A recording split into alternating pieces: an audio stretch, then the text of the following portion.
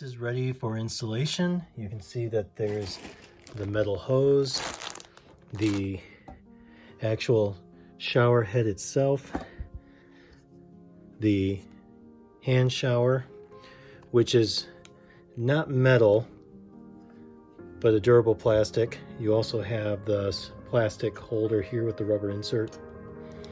This is the extension arm that's going to connect to the diverter, and plumber's tape and several gaskets that are going to be used.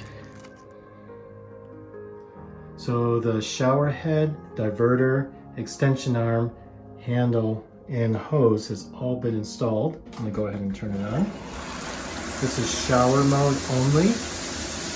I can move the diverter to the middle, and you can see that it does the spray handle and the shower head. If I take the diverter and go all the way to the top, it's just the shower handle. Shower handle mount is adjustable. It can go up and down. I can take it off its mount and go through the different spray heads. 9 different spray heads in a mist.